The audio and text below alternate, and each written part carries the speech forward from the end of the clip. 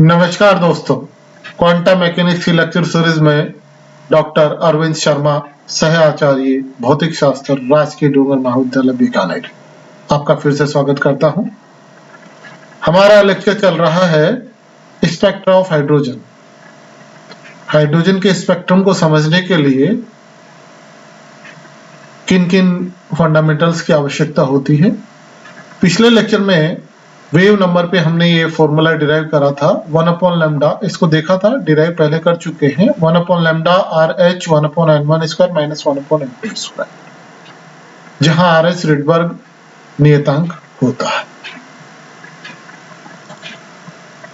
Explanation of the emission spectrum, जैसा कि मैंने बताया, हम कोशिश कर रहे हैं इस लेक्चर में जो फंडामेंटल का बैकग्राउंड होता है, उनके कंसेप्ट्स होते हैं, उसका प्रयास कर रहे हैं। Max Planck presented a theoretical explanation of the spectrum of radiation emitted by an object that glows when heated. यदि कोई ऑब्जेक्ट हीट करता है तो उसमें से कैसे रेडिएशन इमिट होता है, उसके लिए मैक्स प्लैंक ने अपना एक्सप्लेनेशन दिया था, यू ऑल नो, और आपने रेडिएशन के चित्र में इसको पढ़ा भी है। इसी तरह से अल्बर्ट आइंस्टीन ने दिया था, जिसमें फोटो इलेक्ट्रिक इफेक्ट को समझाया था। तो ये सब चीजें आप लोगों को जो बैकग्राउंड है ये समझ में आया हुआ है। ये कुछ मामूली क्वेश्चंस, जो छोटे छोटे क्वेश्चंस हैं, इसको एक्सप्लेन किया हुआ है। Okay, the fact that hydrogen atom emit or absorb radiation at a limited number of frequencies implies that these atoms can only absorb radiation with certain energies। अर्थात विविध ऊर्जा स्तर होते हैं, कुछ ऊर्जाओं का ही एब्जॉर्प्शन और इमिशन जो है वो पॉसिबल है। This suggests that there are only a limited number of energy levels. There are only a limited number of energy levels within the hydrogen atom. सभी संभव नहीं है, विविध है, तो कुछ ही ऊर्जा स्तर संभव हैं और उनको काउंट किया जा सकता है। जो डिस्क्रीट होती है चीज, उसे काउंट किया जा सकता है। जो सतत होती है, कंटिन्यूस होती है, उसे काउंट नहीं कर सकते हैं। The energy levels of the hydrogen atom are quantized। तो आप इसको इजीली समझ सकते हैं। Bore atom, the Bohr model of the atom आप पहले पढ़ चुके हैं, और इसमें जो कुछ अजम्पशंस को समझाया हुआ है, इसको यदि आप ध्यान से पढ़ेंगे तो आप लोग देखेंगे कि बुक से हटकर जिस तरह से कंसेप्ट बनते हैं, सभी राइटर्स का लिखने का तरीका होता है, समझाने का तरीका होता है, तो आपकी जो नॉलेज है वो थोड़ी इम्प्रूव होती है। इसलिए मैंने कुछ डिफरेंट तरीके से चीजों को इसमें इनकॉर्पोरेट करने की कोशिश की है। जिस तरह से फिगर में अपन समझ सकते हैं, आपके N1, 2, 3 अलग अलग लेवल्स हैं।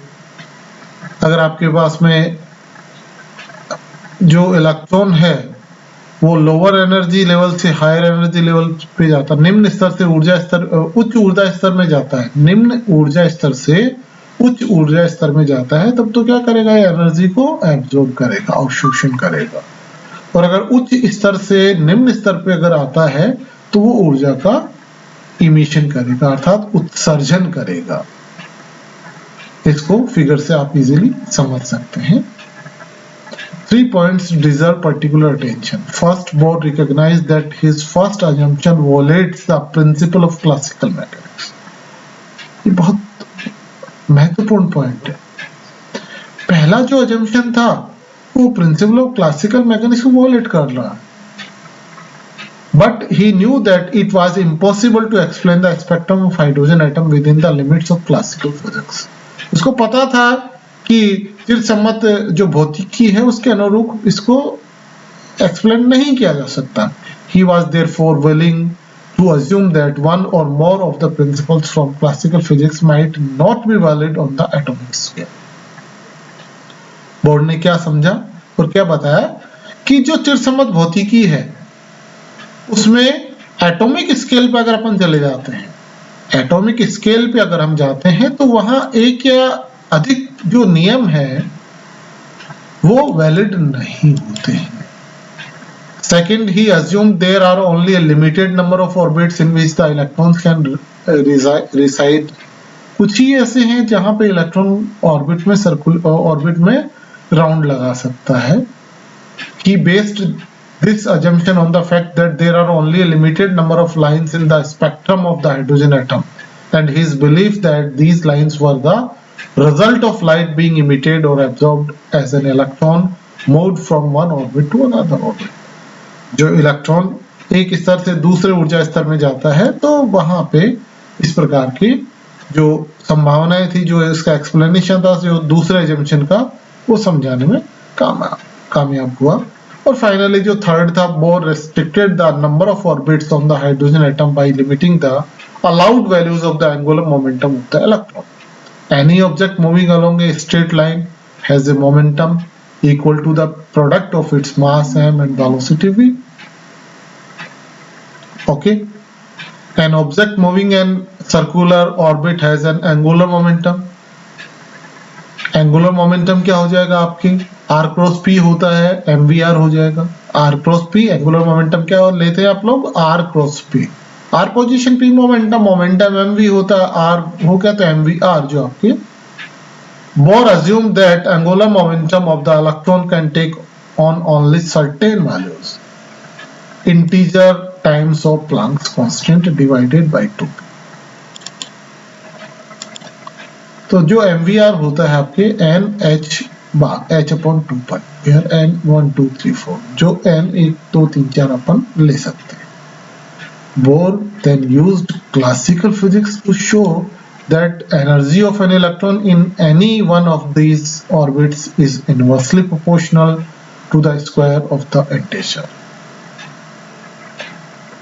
The difference between the energies of any two orbits is therefore given by the following equation. जो एनर्जी का डिफरेंस है अपन लेते हैं तो delta E equal to R H 1/n1 square minus 1/n2 square आता है। In this equation n1 and n2 are integers और आर एच जो है प्रोपोर्शनलिटी कांस्टेंट है, जिसको रिडबर्ग कांस्टेंट कहा जाता है। हमें पता है E बराबर h न्यू जो रिलेशन है, Planck states that energy of a photon is given by this relation.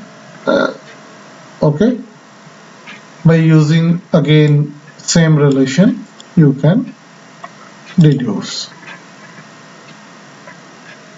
Again in next, इसके बाद में जो दिया गया है वो डिफरेंट ऑथर के द्वारा लिखा गया है और किस प्रकार से वही चीजों को एक्सप्लेन करना, अलग अलग ऑथर्स किस प्रकार से अलग अलग तरीके से किसी चीज को एक्सप्लेन करते हैं, आप इजीली इसको समझ सकते हैं।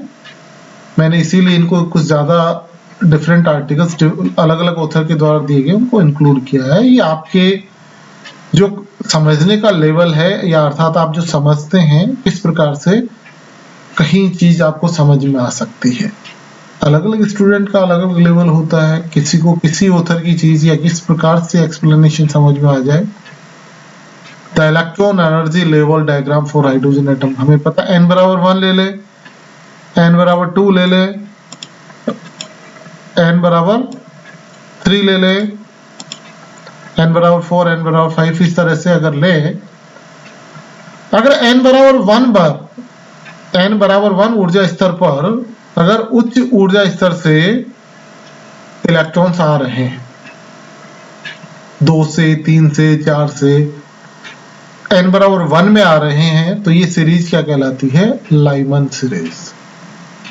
अगर n बराबर 2 में आ रहे हैं तो बामर सीरीज, n बराबर 3 में आ रहे हैं तो पाश्चन, n बराबर 4 में आ रहे हैं ब्रैकेट, और n बराबर 5 में अगर आएंगे जो इसमें नहीं दर्शाया वो फुंड।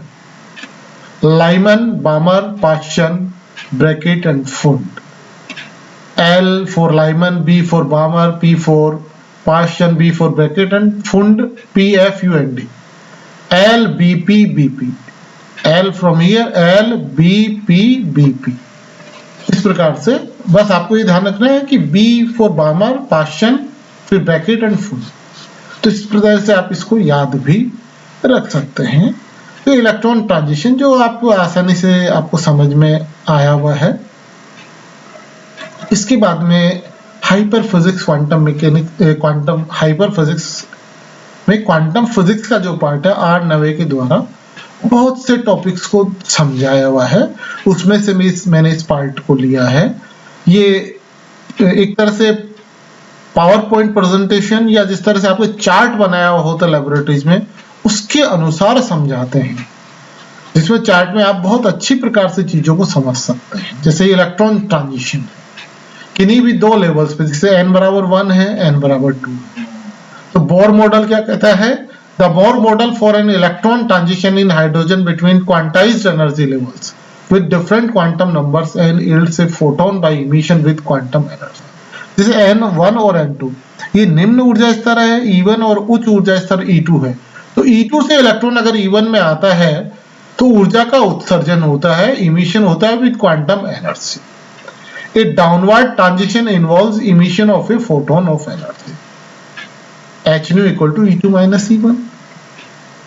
क्वांटाइज्ड एनर्जी लेवल्स हैं, डिफरेंट क्वांटम नंबर्स हैं और डिस्क्रीट एनर्जी लेवल्स हैं। तो इस प्रकार से ये नाम जो है यहाँ पर काम में ली जाते हैं। Given the expression for the energies of the hydrogenic electron states. Hydrogenic that means one electron system for atoms of atomic number Z।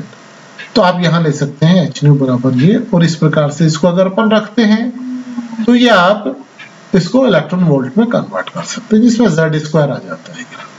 और इसको अगर अपन इनवर्स ले ले लैम्डा का, जिसको वेव नंबर कहते हैं, तरंग संख्या 1 लैम्डा जो है तरंग संख्या कहलाती है RZ Z स्क्वायर। इसको आप ध्यान दें, नॉर्मली जब आप याद करते हैं हाइड्रोजन वाले में यहाँ Z नहीं आता है क्योंकि Z वहां 1 हो जाता है हाइड्रोजन के लिए, परंतु जिनके लिए Z का मान 1 नहीं है, जो हाइड्रोजन लाइक है, जो 1 इलेक्ट्रॉन सिस्टम है, उनका Z आपको यहाँ रखना होगा। तो आपको फॉर्मूले में हमेशा Z स्क्वायर याद रखिए और हाइड्रोजन के लिए यहाँ 1 रख दीजिए। और रिडबर्ग कांस्टेंट जो होता है वो होता है Me4 RH equal to Me4 upon 8h cube C epsilon 0 square. ये रिडबर्ग नियतांक कहलाता है और इसका मान, यह बहुत महत्वपूर्ण चीज है जो ध्यान देनी है आपको। अगर हाइड्रोजन है तब तो रिडबर्ग कांस्टेंट का मान आ जाएगा 1.09677576 इंटू 10⁷ पर मीटर। और अगर ये हाइड्रोजन नहीं है, in the limiting case for heavy elements, in the limiting case of heavy elements, उस स्थिति में इसका मान 1.097373 1 इंटू 10⁷ पर मीटर होता है। इसमें जैसे ये है 10967 और अप्रोक्सीमेशन में इसको याद रखें तो यहाँ 8 ले सकते हैं, तो याद आता है 1096778। तो इसको ऐसे याद रखें 6 7 8 9 और 10। इस प्रकार से याद रखने का एक तरीका है, इंटू 10⁷ पर मीटर। ओके, तो ये महत्वपूर्ण चीज जो है वो यहाँ पे ये अलग आपको दी हुई है, जो आपके सामान्य किताबों में नहीं मिलती है। इसी प्रकार से जो डिफरेंट आर्टिकल्स हम पढ़ते हैं तो सामान्यतः जो बुक्स में नहीं होती चीजें, वो कुछ चीजें आपको यहाँ मिल सकती हैं। और यही जो इंटेलिजेंट स्टूडेंट्स होते हैं उनमें और जो कम पढ़ने वाले बच्चे होते हैं उनमें अंतर पैदा करती है। और जो टीचर्स कॉपी चेक करते हैं और इस प्रकार की कुछ चीजें जो है, इस प्रकार के कुछ रिजल्ट्स जो आपकी बुक में नहीं है और वो स्टूडेंट्स अगर अपने आंसर में इंक्लूड करते हैं, आंसर्स में लिखते हैं, तो टीचर्स को ये पता चलता है कि हाँ स्टूडेंट ने कुछ मेहनत की है, किताबों से हटकर कुछ और लिटरेचर भी पढ़ा है और एक की जगह कई किताबों को उन्होंने पढ़ा है। The reason for the variation of R is that for the hydrogen, the mass of the orbiting electron is not negligible compared to the proton at the high accuracy at which spectral measurement is done। Actual में क्या होता है कि जो आपके पास में hydrogen है, इसमें मास जो होता है इलेक्ट्रॉन का नेग्लिजिबल अपन ले लेते हैं, परंतु हाई एक्यूरेसी के लिए, अगर हाई एक्यूरेसी, जैसे लिमिटिंग केस नहीं है, मान लीजिए लिमिटिंग केस नहीं है, तो हाई एक्यूरेसी में अपन इलेक्ट्रॉन की मास की जगह है, यहाँ जैसे मास लिया इलेक्ट्रॉन का m, यहाँ रिड्यूस्ड मास काम में लेते हैं, जिसमें रिड्यूस्ड मास कैसे निकालते हैं आपको पता है। But for heavier elements the moment of the nucleus can be neglected. परंतु क्या है, so the reduced mass for the of the electron is needed. Electron के लिए तो नीडेड है, परंतु हेवियर एलिमेंट्स के लिए moment of the nucleus can be neglected, क्योंकि वो हैवी एलिमेंट्स हैं। हाइड्रोजन एनर्जी लेवल्स, किस प्रकार से हाइड्रोजन के एनर्जी लेवल्स को समझाया गया है, वही N1 2 3 4 5। ठीक है, इलेक्ट्रॉन एनर्जी आपको रिजल्ट पता है, -13.6 electron volt upon n square, orbit radius r n square a0, electron wavelength lambda 2 पाई n a0। जो रिजल्ट्स हैं जो आपके लोअर क्लासेस में आप रिजल्ट्स हैं, उन रिजल्ट्स को ही दिखाया गया। यहाँ एनर्जी लेवल्स देखिए आप, -13.6, -3.4, -1.5 आयनाइजेशन एनर्जी जो है आपके पास में अलग अलग एनर्जी लेवल्स को यहाँ पे दिखाया। This Bohr model picture of the orbit has some usefulness for visualization so long as it is realized that the orbits and the orbit radius just represent the most probable value of a considerable range of the values. If the radial probabilities for the states are used to make sure you understand the distributions of the probability, then the Bohr picture can be superimposed on that as a kind of conceptual skeleton. Hydrogen level plot किस प्रकार से यहां पर plot किया जा सकता है, ये आपके बाइंडिंग एनर्जी इलेक्ट्रॉन वोल्ट में है और ये लेवल्स दिखा रखे हैं N1 2 3। तो बाइंडिंग एनर्जी देखिए, बाइंडिंग एनर्जी चूंकि ऊपर 0 है, नेगेटिव एनर्जी होती है, बाउंड स्टेट होती है, n बराबर 1 नीचे होता है, -13.6 है, फिर -3.4 है, इस तरह से 0 की तरफ जा रहा है। The significance of the zero in energy is that electron is free from the hydrogen nucleus। अगर 0 हो जाता है तो वहां फ्री स्टेट में हो गया, 0 से नीचे है, माइनस में है, तो वो बाउंड स्टेट में है। The levels get closer together to they approach the ionization energy। यहाँ क्या है, the levels get closer together as they approach to the ionization energy के जब नजदीक जा रहे हैं, अप्रोच कर रहे हैं, तो वहां आप देखिए कितना नजदीक आ गया, -0.85, 0.54, 0.37, 0.27। Electron is free. If you look the hydrogen energy levels at extremely high resolution, you do find evidence of some other small effects on the energy. The 2p level is split into a pair of lines by the spin orbit effect. The 2s and 2p states are found to differ a small amount in what is called a Lem shift, and even the 1s ground state is split by the interaction of electron spin and nuclear spin in what is called hyperfine structure। किस तरह से splitting होती है spin orbit effect के कारण से, इसको हम आगे देखेंगे। अभी जब हम इस चैप्टर में आगे बढ़ेंगे तो कुछ पार्ट आपके हैं, पूरा नहीं है, मगर कुछ इससे रिलेटेड पार्ट आपके आगे उसमें आएगा। लैम्प शिफ्ट वगैरह आगे हायर क्लासेस में आता है। कई यूनिवर्सिटीज में यूजी क्लास के सिलेबस में कई यूनिवर्सिटीज ने इसको ले रखा है, परंतु हमारे यहाँ पे इसको नहीं लिया हुआ है। तो इस तरह की चीजों के लिए आप वरी नहीं कर, पर समझ सकते हैं। जैसे देखिए आप 1 और 2 के बीच में जैसे ट्रांजिशन है, तो यहाँ देखिए 1s H hyper fine structure और 2p हाफ और 2p 3/2, 2p हाफ और 2s हाफ, ये सब चीजें आपके आई भी है। वैसे जो केमिस्ट्री में आप लोग पढ़ते हैं स्टेट्स है, तो किस तरह से H फाइन स्ट्रक्चर है, लैम शिफ्ट है, हाइपर फाइन स्ट्रक्चर है, इसको समझाया हुआ है। Hydrogen Schrodinger confirmation Bohr model है।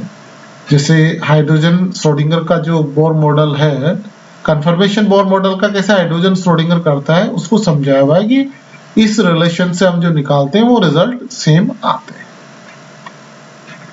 हाइड्रोजन स्पेक्ट्रम ये देखिए आप किस प्रकार से,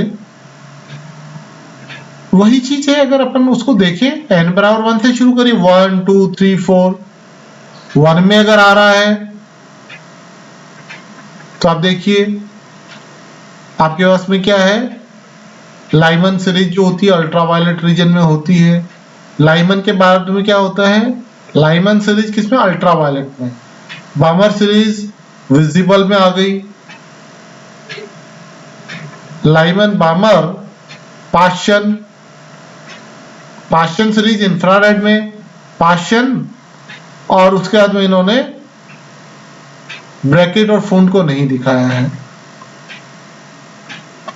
इसमें। इस डायग्राम में ब्रैकेट और फोन जो सीरीज है उसको नहीं दिखाया क्योंकि डायग्राम थोड़ा सा बड़ा हो गया। तो ये समझाने की कोशिश करें कि अल्ट्रावायलेट विजिबल में चले जाते हैं, जो वॉलेट और इंफ्रारेड जो है पाश्चन सीरीज में, किस प्रकार से ये डिफरेंट कलर्स की या डिफरेंट अलग अलग एरिया में अलग अलग रीजन्स में आपको इमिशन स्पेक्ट्रम ऑफ रेडिएशन जो है हाइड्रोजन में मिलता है। तो डायग्राम वगैरह में आप बहुत अच्छी प्रकार से इसको समझ सकते हैं। तो इस तरह से इन्होंने यहाँ पर कुछ चीजें ऐसी होती हैं, ये जो यहाँ पे जैसे मैथमेटिक्स में आप लोग पढ़ते हैं कि अपन कैलकुलेशन करते हैं, उसी चीजों को यदि हम कंप्यूटेशन में चले जाएं तो वहां कुछ प्रोग्राम्स वगैरह बनाए हुए होते हैं। तो यहाँ पे जैसे अलग एटॉमिक नंबर अगर लें और ट्रांजिशन नंबर अगर डाल दें तो ये इस तरह से एक प्रोग्राम बनाया हुआ है। अगर यहाँ Z का नंबर शो कर दें या N2 N1 का नंबर शो कर दें तो उसके अकॉर्डिंग ये फिगर आते हैं आगे, मतलब इजीली आप ये देख सकते हैं। तो ये रिजल्ट ही निकाल देता है कि आपके पास में लैम्डा कितना है, hν कितना है। ये कंप्यूटेशन जो है प्रोग्राम्स होते हैं कंप्यूटेशनल फिजिक्स में, जो आप मैनुअली करते हैं वो प्रत्येक कैलकुलेशन कंप्यूटेशनल फिजिक्स में अलग अलग लैंग्वेजेस में अलग अलग प्रोग्रामिंग के द्वारा की जा सकती है। तो यहाँ पे उसको शो किया हुआ था, वो पार्ट यहाँ आया नहीं है, तो इसकी आपको आवश्यकता नहीं है। पर कंप्यूटेशनल फिजिक्स अगर स्टूडेंट सीख लेते हैं तो आपकी ये फिजिक्स में या मैथ्स में अगर आप जाते हैं तो आपके वो बहुत काम आती है। इसी प्रकार से स्पेक्ट्रल कलर्स जो है अलग अलग वेवलेंथ रीजन में, जैसे वॉयलेट, ब्लू, सियान, ग्रीन, येलो, ऑरेंज, रेड में क्या रेंज होती है, दी भी आपके जनरल नॉलेज में भी काम आती है, तो आप यहाँ समझ सकते हैं। इंफ्रारेड जो है visible, infrared, ultraviolet and X-rays. तो इस प्रकार से ये सारे पार्ट जो है ये मेजर्ड जो हाइड्रोजन स्पेक्ट्रम है उसके बारे में भी, उसके रिजल्ट्स को भी यहाँ शो किया हुआ है। तो जो रिजल्ट्स हैं जो आप लोगों ने बुक में कभी नहीं देखे हैं, जब आप इनको देखते हैं तो इससे आपके जो कंसेप्ट्स हैं और स्ट्रॉन्ग होते हैं और आप इसको अच्छी प्रकार से समझ सकते हैं। देखिए किस किस कलर में है, रेड कलर है, वॉलेट है, तो आपको ये याद हो जाती हैं चीजें की, और ये समझ सकते हैं कि ये कलर्स क्यों आ रहे हैं।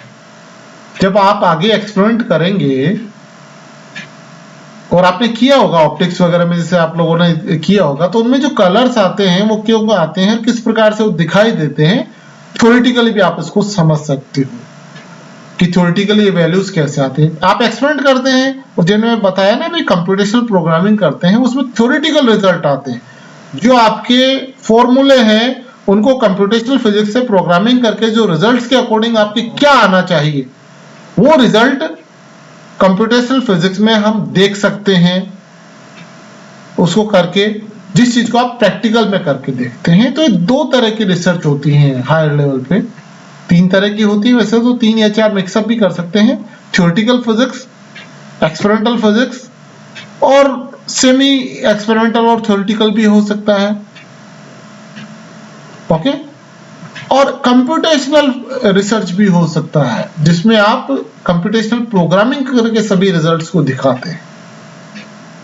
तो ये रिसर्च के डिफरेंट पार्ट्स हो गए हैं, जिसको आप अगर शुरू में थोड़ा आपको समझ में आने लगे तो आपका इंटरेस्ट अगर डेवलप होता है तो आप किसी एक रिसर्च में क्या होता है, कुछ भी ऐसा नहीं होता कि हमें पूरी क्वांटम फिजिक्स पढ़नी है या हमें न्यूक्लियर फिजिक्स पढ़नी है।